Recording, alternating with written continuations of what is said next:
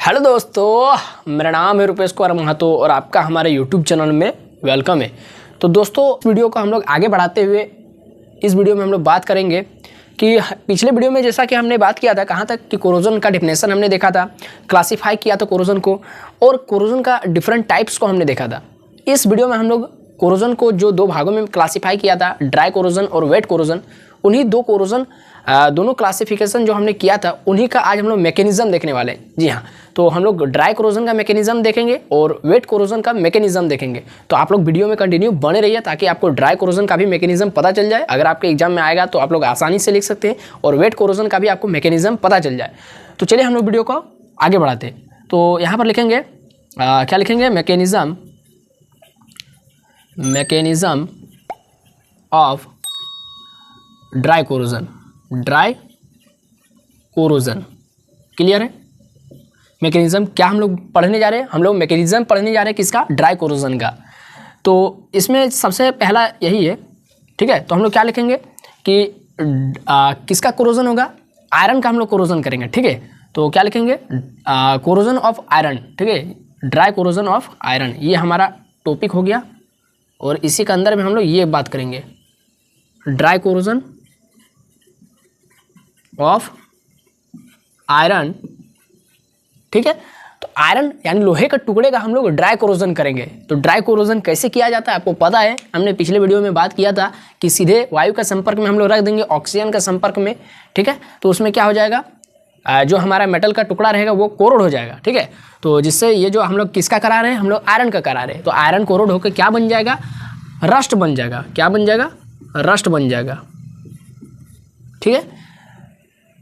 तो इसको हम लोग क्या बोलेंगे, रस्टिंग ऑफ आयरन बोलेंगे। क्या बोलेंगे, रस्टिंग ऑफ आयरन। चलिए ये भी आपको पता चल गया। अब हम लोग इसमें मैकेनिज्म को आगे बढ़ाते हैं। तो क्या लिखेंगे कि the mechanism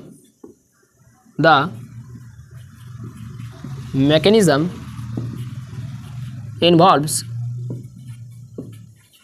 the following steps. कुछ स्टेप्स के माध्यम से हम लोग इस मैकेनिज्म को आगे बढ़ाएंगे। तो सबसे पहले हम लोग देख लेते हैं कि हमारे पास है क्या, जिसको हम लोग कोरोजन करवा रहे। हमारे पास क्या है, आयरन का टुकड़ा है। क्या है हमारे पास, आयरन है। ये क्या हमारे पास, आयरन है, ठीक है, आयरन। ये आयरन है हमारे पास। इसको हम लोग क्या कर दिए, खुले वातावरण में रख दिए, ठीक है। खुले वातावरण में रखेंगे तो बहुत सारा चीज़ें मॉइस्चर के साथ रिएक्ट करेगा, मॉइस्चर के साथ, और भी बहुत सारा है, ऑक्सीजन गैस के साथ रिएक्ट करेगा, ठीक है। तो ये भी मॉइस्चर आपका, ठीक है, ये भी आपका जो मॉइस्चर है वो गैस के फॉर्म में ही होगा, क्योंकि हम लोग ड्राई कोरोजन पढ़ रहे हैं और ड्राई कोरोजन में एकदम लिक्विड की बात नहीं करेंगे, एकदम, है ना। तो ये मॉइस्चर है और वाटर ऑक्सीजन गैस है। तो ये दोनों इस पर क्या करेगा, अटैक करेगा, जिससे क्या होगा, ये जो आयरन है वो कोरोड होकर इस पर लेयर चढ़ जाएगा, ठीक है। ये जो मॉइस्चर और ऑक्सीजन गैस को ये जो आयरन है वो अपने सरफेस पर क्या कर लेगा, एब्जॉर्ब कर लेगा। क्या कर लेगा, एब्जॉर्ब कर लेगा चारों तरफ से, ठीक है, चारों तरफ से एब्जॉर्ब कर लेगा। किसको, मॉइस्चर और वाटर ऑक्सीजन को, ठीक है, क्या कर लिया, एब्जॉर्ब कर लिया। और एब्जॉर्ब करने के बाद ये क्या बनाता है, ओवरऑल रिएक्शन में हम लोग देखेंगे तो आयरन जो है ना वो बनाता है आयरन का ऑक्साइड, जिसको हम लोग क्या बोलेंगे, रस्ट बोलेंगे। क्या बोलेंगे, रस्ट बोलेंगे। आयरन का ऑक्साइड का फॉर्मेशन करेगा, ठीक है। तो यही है हमारा कंप्लीट का मैकेनिज्म। तो सबसे पहला जो स्टेप है हमारे पास क्या है, absorption of moisture and oxygen gas, ठीक है। ऑक्सीजन गैस और मॉइस्चर, यहाँ पर आप ऑक्सीजन की जगह में ऑक्सीजन भी लिख सकते हैं और मॉइस्चर के साथ साथ आप इसको कॉन्टामिनेंट्स, इसी का अंदर में सारा कुछ आ जाएगा, ठीक है, कॉन्टामिनेंट्स, दूषित पदार्थ। तो ऑक्सीजन भी इसके लिए एक दूषित पदार्थ की तरह ही काम कर रहा है। जितना भी चीज़ है जो इसको कोरोड कर रहा है, जो इसको संचारित कर रहा है, वो एक तरह का कॉन्टामिनेंट्स यानी दूषित पदार्थ के रूप में यहाँ पर एक्ट होगा। तो इसका हम केमिकल रिएक्शन लिखते हैं। तो हमारे पास क्या था, आयरन का सॉलिड था, ये सॉलिड फॉर्म में है ना आयरन। तो ये क्या हो गया, मॉइस्चर को एब्जॉर्ब कर रहा है ना, अपना सरफेस पर। तो मॉइस्चर का यहाँ पर हम लोग क्या लिखेंगे, H2O लिखेंगे गैस के फॉर्म में, ठीक है, मॉइस्चर इसी को बोलते हैं, प्लस और क्या, ऑक्सीजन गैस, ठीक है। ये क्या हो गया, इसको एब्जॉर्ब कर रहा है आयरन, कौन एब्जॉर्ब कर रहा है, आयरन का ये जो रोड है ये एब्जॉर्ब कर रहा है, टुकड़ा क्या कर रहा है, एब्जॉर्ब कर रहा है। एब्जॉर्ब करने के बाद ये फॉर्मेशन क्या कर रहा है, ये फॉर्मेशन कर रहा है आपका, क्या कर रहा है, फॉर्मेशन FeOH का होल 2, क्या कर रहा है, FeOH का होल 2 प्लस ऑक्सीजन गैस को फिर लिबरेट कर दिया, क्या कर दिया, फिर ऑक्सीजन गैस को लिबरेट कर दिया। तो आयरन हाइड्रोक्साइड का फॉर्मेशन किया, लेकिन क्या हमको आयरन हाइड्रोक्साइड बनाना है, नहीं ना, क्या हम लोग आयरन हाइड्रोक्साइड यहाँ पर बनाना चाहते हैं, क्या रस्ट का फॉर्मूला आयरन हाइड्रोक्साइड होता है, नहीं होता है। हम लोग तो बनाना चाहते हैं आयरन, हम लोग तो बनाना चाहते हैं Fe2O3 बनाना चाहते हैं। तो ये Fe2O3 बनाने के क्रम में, बनाने के रास्ता में हमको ये भी पहुँचना पड़ता है, इस तक भी पहुँचना पड़ता है, ठीक है।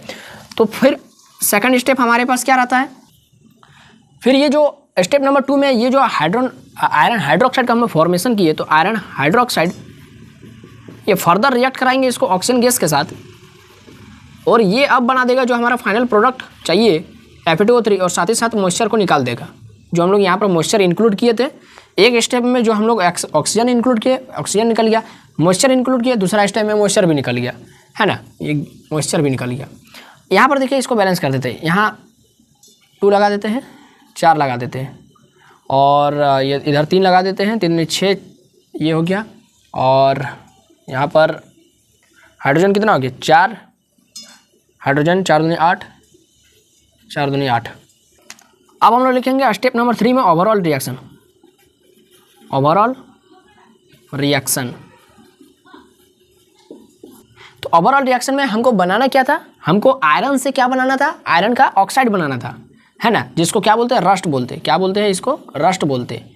तो ओवरऑल रिएक्शन में हमारे पास पहले क्या था, शुरुआत में ये आयरन का टुकड़ा सॉलिड फॉर्म में था, इसको हम लोग क्या करवाए थे, ऑक्सीडाइज करवाए थे, ठीक है, ऑक्सीडाइज करवाए थे, और हमको फाइनल प्रोडक्ट क्या बना था, मेरा Fe2O3 बना था, ठीक है।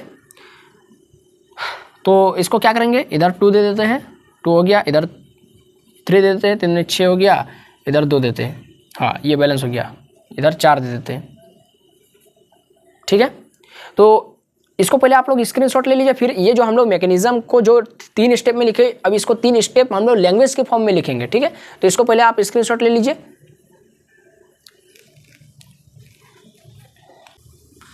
तो दोस्तों अब हम लोग लिखते हैं कि इस मैकेनिज्म में हुआ क्या क्या था, इन दिस मैकेनिज्म,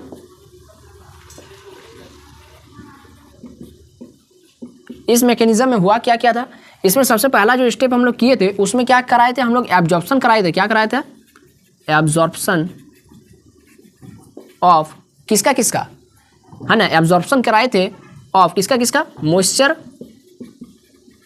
और एंड क्या था, और क्या था, कॉन्टामिनेंट्स या फिर ऑक्सीजन गैसेज, ऑक्सीजन गैस, ठीक है, absorption of moisture and oxygen gas through या फिर by iron surface, iron surface के द्वारा क्या कर लिया गया, एब्जॉर्ब कर लिया गया, ठीक है, absorption of moisture and oxygen gas by iron surface, ठीक है। सेकंड में हम क्या करेंगे, जब एब्जॉर्ब किया, आप इस पॉइंट को यहाँ भी लिख सकते हैं, जब एब्जॉर्ब किया तो मेरा बना क्या, मेरा बना आयरन हाइड्रोक्साइड का फॉर्मेशन हुआ, क्योंकि मॉइस्चर था इसीलिए, ठीक है। तो as a result iron hydroxide is formed, iron hydroxide FeOH whole 2, FeOH whole 2 is formed as a, लेकिन क्या हमको ये चाहिए था, नहीं, हमको तो Fe2O3 चाहिए था, लेकिन ये मेरा बीच में बन गया as A intermediate,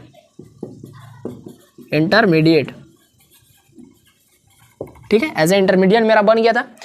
third step में हमने क्या कराया था, हम इसको जो आयरन हाइड्रोक्साइड मेरा बना था इसको फर्दर हम लोग रिएक्ट करवाए थे, ठीक है, और मेरा बना क्या था, मेरा बना था ये वाला फाइनल रस्ट बन गया था।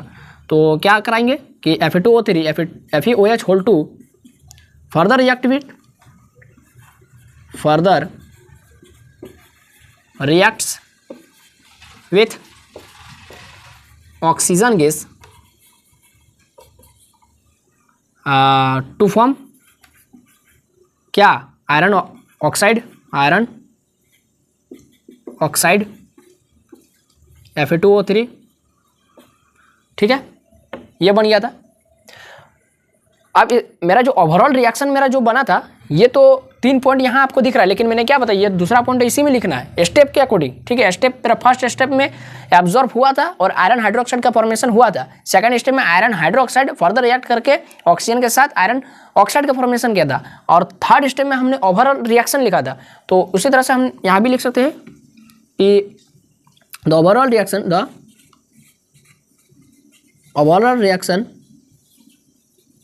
ये जो ओवरऑल रिएक्शन हमारा था, क्या था overall reaction, Fe plus O2 क्या बनाया था, Fe2O3, यहाँ पर 3 था, यहाँ 4 था और यहाँ 2 था, ठीक है। तो ये था मेरा ओवरऑल रिएक्शन। यहाँ पर ओवरऑल रिएक्शन मेरा क्या दिखा, क्या रहा है, यहाँ पर दिखा रहा है कि द कोरोजन हो रहा है, किसका है, कोरोजन हो रहा है या कन्वर्जन हो रहा है, किसका कन्वर्जन हो रहा है, आयरन कन्वर्ट होकर क्या बन रहा है, आयरन ऑक्साइड का फॉर्मेशन कर रहा है, लेकिन in the presence of oxygen gas. तो the overall reaction shows the conversion of iron to iron oxide in the presence of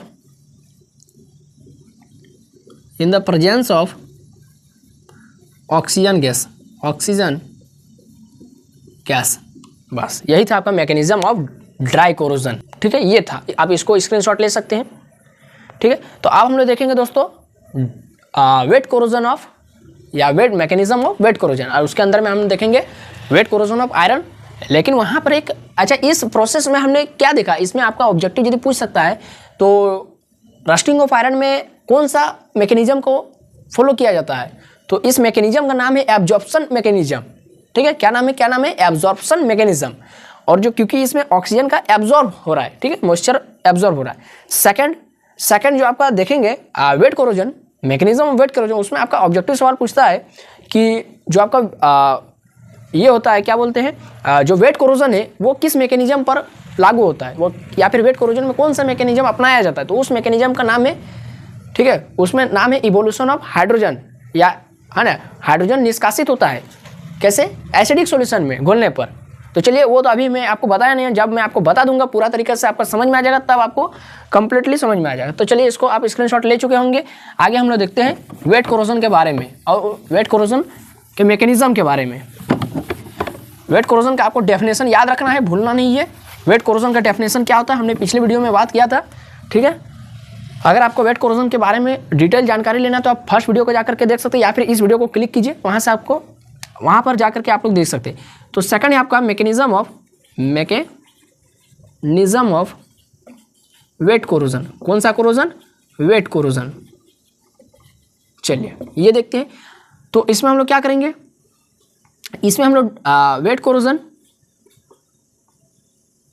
है ना, मैकेनिज्म ऑफ वेट कोरोजन। तो वेट कोरोजन जिस तरह से उसमें लिखा था ड्राई कोरोजन ऑफ आयरन, उसी तरह से लिखेंगे वेट कोरोजन ऑफ आयरन, ठीक है। एक ही हम लोग मेटल का मतलब सेम मेटल को यहाँ पर यूज कर रहे हैं ताकि आपको समझने में दिक्कत नहीं हो, ठीक है। Wet corrosion of iron in an acidic solution या फिर एसिडिक एनवायरनमेंट, ठीक है। सॉल्यूशन भी हो सकता है या फिर एनवायरनमेंट भी हो सकता है, ठीक है, कोई दिक्कत नहीं है। ये है हमारा सेकंड मैकेनिज्म।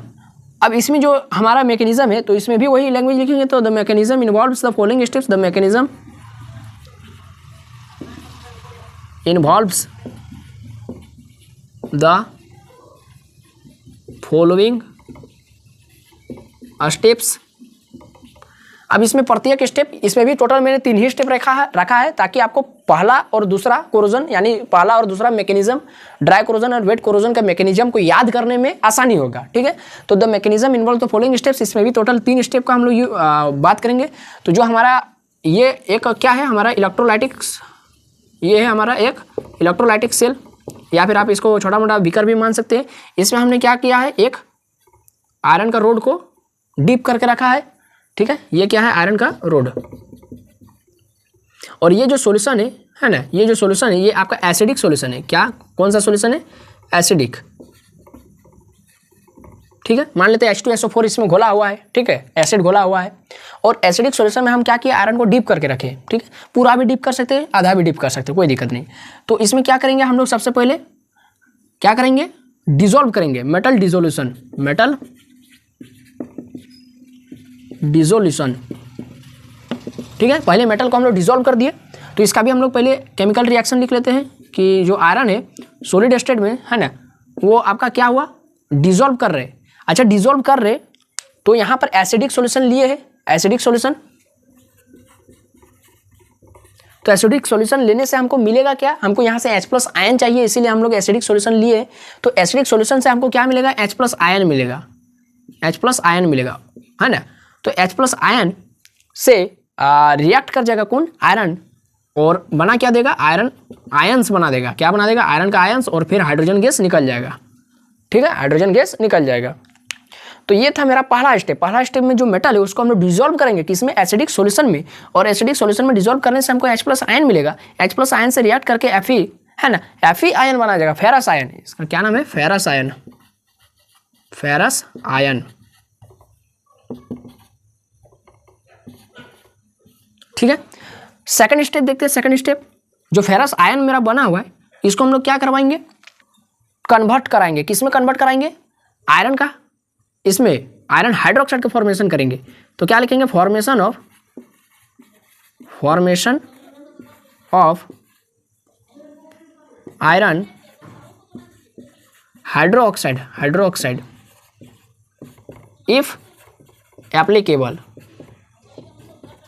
इफ एप्लीकेबल, ठीक है, यदि लागू हो तो ये जो Fe2+ है इसको हम लोग रिएक्ट करवा देंगे OH- आयन से। ठीक है, OH- आयन से रिएक्ट करवाएंगे, तभी मेरा क्या बनेगा, FeOH2 बनेगा, तभी बनेगा ना। और मेरा मेन मकसद भी यही बनाना है। ठीक है, इसमें हम लोग क्योंकि एसिड में हम लोग घोल रहे हैं तो एसिड में घोलने से आयंस मिलेगा, और आयंस को फिर अगर मान लेते हैं ये जो सॉल्यूशन है, अब एसिडिक सॉल्यूशन में हमको OH- आयन कैसे मिलेगा, ये भी बात सवाल उठता है। तो अगर मान लेते हैं ये जो एसिडिक सॉल्यूशन है ये बहुत ज़्यादा स्ट्रॉन्ग नहीं है ना, हमने किस तरह का, हमने स्ट्रॉन्ग एसिड पढ़ा है, स्ट्रॉन्ग बेस पढ़ा है, वीक एसिड पढ़ा है, वीक बेस पढ़ा है ना। तो उसी तरह से अगर हम लोग मान लेते हैं ये जो एसिडिक सॉल्यूशन है ये बहुत ज़्यादा एसिडिक नहीं है, स्ट्रॉन्ग एसिड नहीं है, सीधा तो स्ट्रॉन्ग नहीं है, तो उसमें हम लोग को H+ आयन कम मिलेगा, OH- आयन ज़्यादा मिलेगा। तो OH- आयन भी मिल सकता है, तो उससे भी रिएक्ट कर जाएगा। तो आयरन जो है वो OH- आयन के साथ रिएक्ट किया और आयरन हाइड्रोक्साइड का फॉर्मेशन किया। ठीक है, थर्ड स्टेप में हम लोग ओवरऑल रिएक्शन लिखेंगे, ओवरऑल रिएक्शन। तो ओवरऑल रिएक्शन मेरा शुरू कहाँ से हुआ था, आयरन का सॉलिड से शुरू हुआ था, और ये मेरा H+ के साथ भी रिएक्ट किया था और OH- आयन के साथ भी रिएक्ट किया था, और मेरा बना क्या दिया, Fe+ हाइड्रोजन गैस रिलीज कर दिया। हाइड्रोजन गैस क्या कर दिया, रिलीज कर दिया। यही वाला स्टेप तो सबसे इंपॉर्टेंट है, यही वाला। इसीलिए इस ड्राई कोरोजन से ज़्यादा इंपॉर्टेंट है आपका वेट कोरोजन। क्यों, क्योंकि इसमें हाइड्रोजन गैस निकल रहा है, बस ये एक प्रोसेस है जिससे हम लोग हाइड्रोजन गैस निकाल सकते हैं, है ना। क्योंकि हमको बहुत ज़्यादा इंडस्ट्रियल लाइफ में, हम इंडस्ट्रियल वर्क में हमको बहुत ज़्यादा हाइड्रोजन गैस का यूज होता है। तो हाइड्रोजन गैस बनाने का भी तो कुछ प्रोसेस होना चाहिए ना। तो हम कोरोजन के माध्यम से भी हम हाइड्रोजन गैस का फॉर्मेशन कर सकते हैं। तो इसीलिए ये मोस्ट इंपॉर्टेंट हो जाता है ये मैकेनिज्म, ये कोरोजन। तो इसमें हमने क्या देखा, वेट कोरोजन में हमने देखा कि आयरन का हम लोग कोरोजन करवा रहे हैं, किससे, जब उसको हम लोग एसिडिक सॉल्यूशन में डिसॉल्व कर रहे हैं। तो पहला स्टेप ही हो गया मेटल डिसोल्यूशन। मेटल में आयरन मेटल लिए हैं, वो आपका एसिडिक सॉल्यूशन में घोलेंगे। तो एसिडिक सॉल्यूशन में पहले से H+ आयन मौजूद है, उससे रिएक्ट किया तो आयरन का आयंस बन गया, और क्या हो गया, हाइड्रोजन भी अलग हो गया। फिर फॉर्मेशन ऑफ आयरन हाइड्रोक्साइड यदि लागू हो तो, और आयरन आयंस जो यहाँ से हम लोग बनाए थे उसको फिर यदि मोस्ट स्ट्रॉन्ग एसिडिक नहीं है, यदि मेरा ये जो एसिडिक सॉल्यूशन है ये स्ट्रॉन्ग एसिड नहीं है, तो मेरा OH- आयन की संख्या ज़्यादा रहेगा, अमाउंट। तो OH- आयन से भी रिएक्ट कर सकता है और आयरन हाइड्रोक्साइड का फॉर्मेशन कर लेगा। ओवरऑल रिएक्शन में हमने क्या देखा कि ये जो आयरन है वो 2H+ से भी रिएक्ट किया, OH- से भी रिएक्ट किया, और क्या बना दिया, आयरन हाइड्रोक्साइड का फॉर्मेशन किया और हाइड्रोजन गैस लिबरेट किया, बस रिलीज किया। इसीलिए ये मोस्ट इंपॉर्टेंट हो गया। अब इसको फिर इसी तरह से हम लोग लिखेंगे कि इन दिस मैकेनिज्म, ये जो तीनों स्टेप है इसको हम लोग क्या लिखेंगे, लैंग्वेज में लिखेंगे। तो लिखते हैं दोस्तों कि in this mechanism,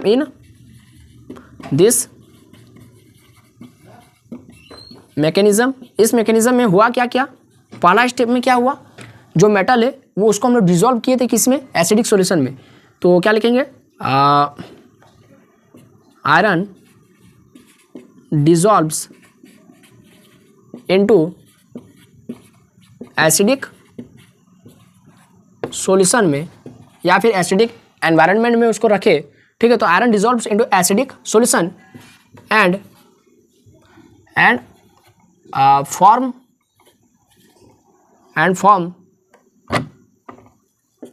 iron ions का फॉर्मेशन किया, Fe2+, ठीक है, Fe2+ का फॉर्मेशन किया। सेकंड में ये जो आयरन का हम आयंस प्राप्त किए, फिर इसको हम लोग क्या कराए, इसको हम लोग फिर OH- आयन के साथ रिएक्ट करवाए, क्योंकि OH- आयन आपका सॉल्यूशन में ही था, ठीक है। अगर मान लेते सॉल्यूशन स्ट्रॉन्ग एसिड नहीं था तो क्या लिखेंगे, Fe2+ reacts with hydroxide ions,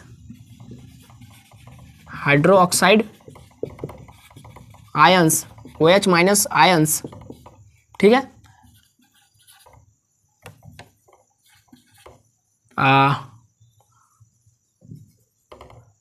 ठीक है, इसको ब्रैकेट में थोड़ा एक वर्ड, एक लैंग्वेज लिखेगा, ठीक है, एक लाइन लिखेगा कि विच में अकर इफ, यह कैसे हो सकता है, हम लोग एसिडिक सॉल्यूशन में हम लोग OH- आयन कैसे मिलेगा, तो विच में अकर यह हो सकता है if the solution is not strongly acidic, अगर सॉल्यूशन हमारा स्ट्रांगली एसिडिक नहीं है तो हमको OH- आयन मिल सकता है ना। तो जैसे ही Fe2+ आयन से रिएक्ट किया, है ना, विद हाइड्रोक्साइड आयंस में फॉर्म कर सकता है, क्या कर सकता है, किस चीज का फॉर्मेशन कर सकता है, आयरन हाइड्रोक्साइड का, में फॉर्म आयरन हाइड्रोक्साइड FeOH2, और इसी का जरूरत भी था हमको, ठीक है। थर्ड में ओवरऑल रिएक्शन क्या दिखाता है, ओवरऑल रिएक्शन शो करता है द ओवरऑल रिएक्शन शोज, अच्छा उसमें क्या दिखाया, तो उसमें कोरोजन ही हुआ था, मेटल जो आपका आयरन था वो, ड्राई कोरोजन का बात कर रहा हूँ, जो आयरन मेटल था वो आयरन ऑक्साइड में कन्वर्ट हो गया था। इसमें क्या हुआ, इसमें ओवरऑल रिएक्शन क्या हुआ, देखिए मैं इसमें भी लिख के दिखाता हूँ आपको। ओवरऑल रिएक्शन जो Fe2+ था, है ना, वो आपका रिएक्ट किया, किससे रिएक्ट किया, आपका H+ के साथ रिएक्ट किया, OH- के साथ रिएक्ट किया, और क्या बना दिया, क्योंकि ये दोनों ही कहाँ था, एसिडिक सॉल्यूशन में, ठीक है, और क्या बना दिया, FeOH2 बना दिया, और सबसे मोस्ट इंपॉर्टेंट जो आपका हाइड्रोजन गैस रिलीज हुआ, ठीक है। ये था मेरा ओवरऑल रिएक्शन। तो the overall reaction shows the formation of iron hydroxide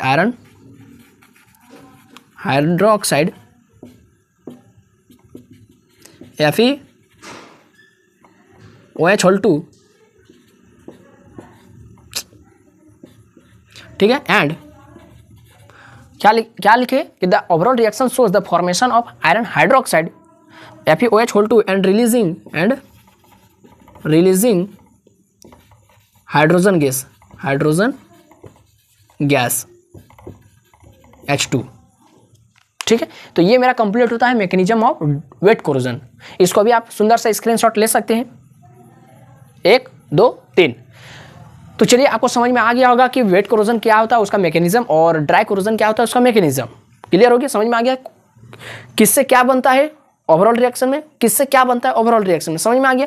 तो ये वीडियो आपको कैसा लगा आप हमको कमेंट बॉक्स में जरूर बताइए। वीडियो अच्छा लगा होगा तो लाइक करना है, अपने दोस्तों में वीडियो को लिंक को एकदम बारूद की तरह एकदम फैला देना है। बारूद में अब होली आ रहा है ना, तो रंगों की तरह किस तरह रंग उड़ा देते उस तरह से आपको वीडियो का लिंक को उड़ा देना एकदम अपने दोस्तों में, अपने फ्रेंड सर्कल में, ठीक है। और इसके बाद वाला लेक्चर आपको चाहिए तो आप चैनल को सब्सक्राइब कर लीजिए, ताकि आने वाला लेक्चर का नोटिफिकेशन आपको मिल जाए। तो बस अभी के लिए इतना ही, फिर मिलते हैं नए वीडियो में नए टॉपिक के साथ। तब तक के लिए पढ़ते रहें।